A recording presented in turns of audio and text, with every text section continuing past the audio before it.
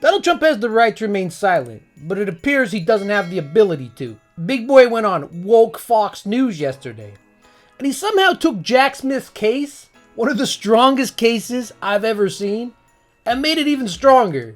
Please, could we have it back? And they please, asked for that. Because they have no. They did ask for it. No, and they said, I gave "Can you them give the some, documents back?" And we were talking. And then they said they went to DOJ to subpoena you to get them Which back. they've never done before. Right. And But why not just hand them over then? Because I had boxes. I want to go through the boxes and get all my personal things out. I don't want to hand that over to NARA yet. And I was very busy, as you've sort of seen. Yeah, but I've according been to very, the very indictment, busy. you then tell this aide to move to other locations after telling your lawyers to say you'd fully complied with the subpoena when you hadn't. But before I send boxes over, I have to take all of my things out. These boxes were interspersed with all sorts of things, golf shirts, clothing, pants, shoes. There were many things. I would say much more, not that I know of, but everything was declassified. And Biden didn't have the right to do that because he wasn't president. Nor did Mike Pence, by the way, have the right to do that because he wasn't president. I'm not going I mean, who among us has not kept nuclear secrets next to our golf shirts? Golf shirts, shoes, pants, classified info of everyone who's undercover in Iran. I mean, just listen to him. He truly believes, he truly thinks that keeping this country's secrets top level next to his skid-marked underwear in like a suitcase somehow makes us all better. Makes us all feel more at ease.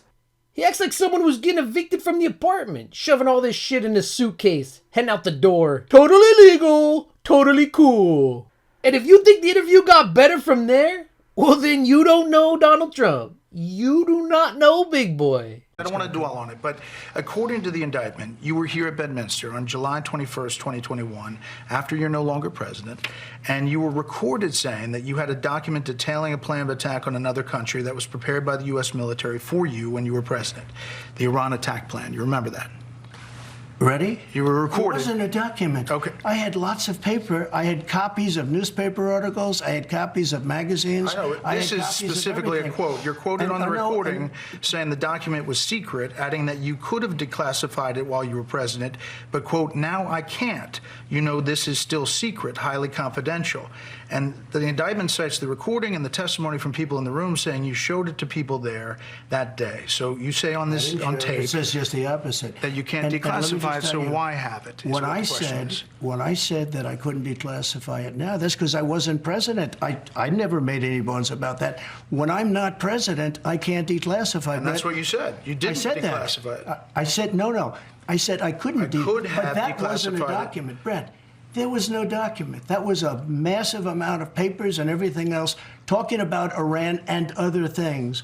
And it may have been held up or may not, but that was not a document. I didn't have a document per se. There was nothing to declassify. These were newspaper stories, magazine stories, and articles. I'm just saying what the indictment says. Well, the recording and the people in the room who testified. These people are very dishonest people. They're thugs.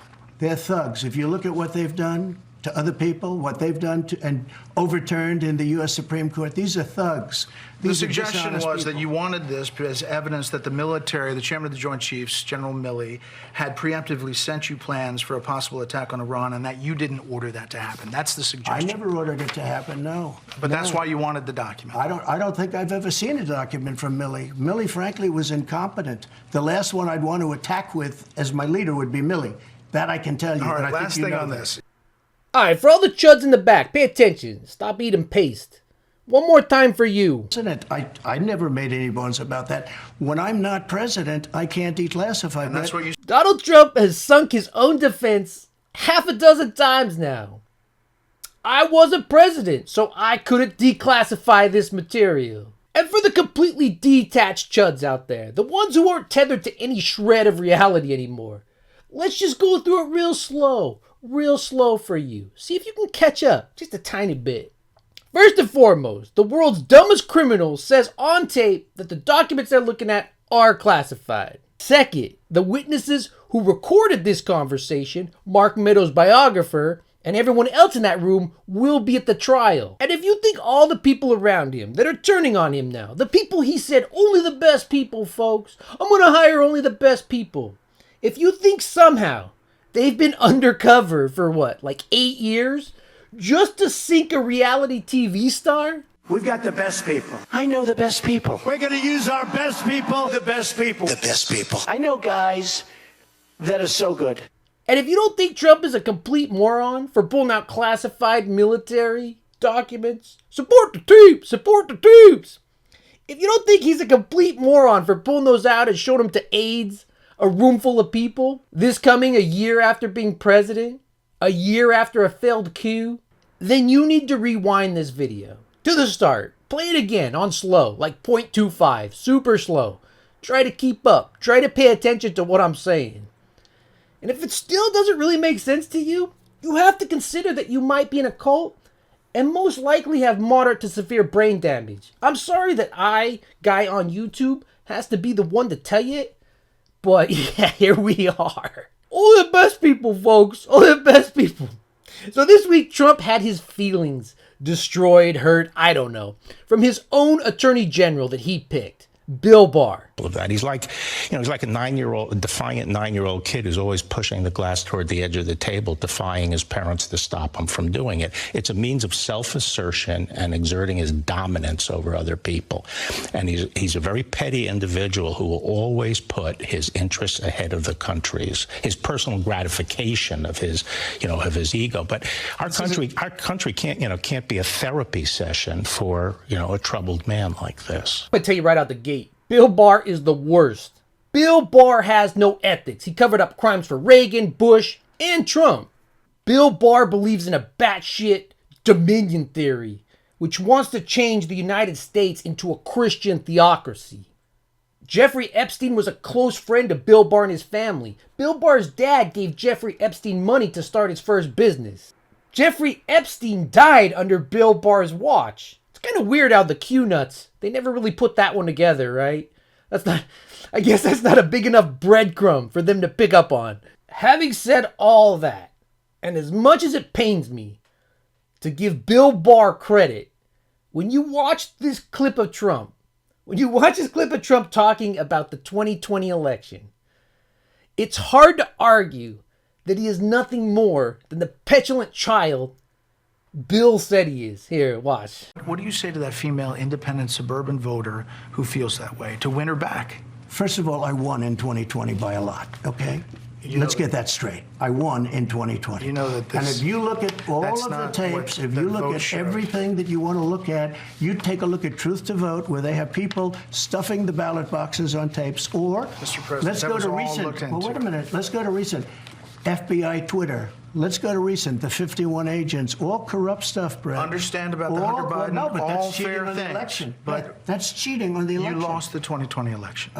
Brett, you take a look at all of the stuffed ballots. You take a look at all of the things, including things like the 51 intelligence agents. There were recounts in all of the swing states. There was not significant widespread We're trying fraud. to get recounts, real recounts, not just numbers of votes widespread cast. corruption. There was not a sense of that. There were lawsuits, more than 50 of them, by your lawyers, some in front of judges that you appointed. Look at Wisconsin. That came out with no evidence. Wisconsin has practically admitted it was rigged. Other states are doing the same right now, and it's continuing on. There have been It was reviews a of rigged every election. potential case of voter fraud in 6 battleground states, and they found fewer than 475 cases. You know why? that Because were they not didn't look affected. at the right things. Okay, Brett. are you going they to were be counting? They were counting ballots, not the authenticity of the ballot. The ballots were fake ballots. You had this was a very rigged election. Are you going to go? This is how you're going to tell that independent suburban woman voter No, to vote for we're you? off to winning an election, and I think we're winning very well. I got a poll just recently. I have it here. No, I know, and I watched the numbers. I mean, honestly, it just kind of makes me sad to think about it, right? This is who's leading in the polls. We have two political parties in this country. This guy's leading in the other one. I mean, how pathetic do you have to be? How pathetic is Rona Romney, that Nepo baby who runs the RNC? You can't stand up to this? You can't stand up to this whiny little bitch? You just look at him in this interview.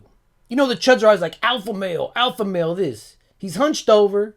He's got big orange ball sacks under each of his eyes. And he just looks weak. I mean, he's crying about an election he lost 3 years ago by 7 million votes. Do you know how pathetic that is if you're not in a cult? If you don't have brain damage? And I mean, that brings me to my last point. The only thing more pathetic than this, than a 77-year-old guy whining on national television about an election he lost, the only thing more pathetic about it is someone out there, a chud, who still buys into all this.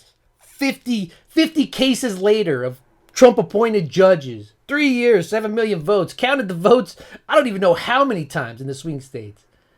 There's still people out there that are on this train. And those are the most pathetic people I can think of. The most un-American people I can think of.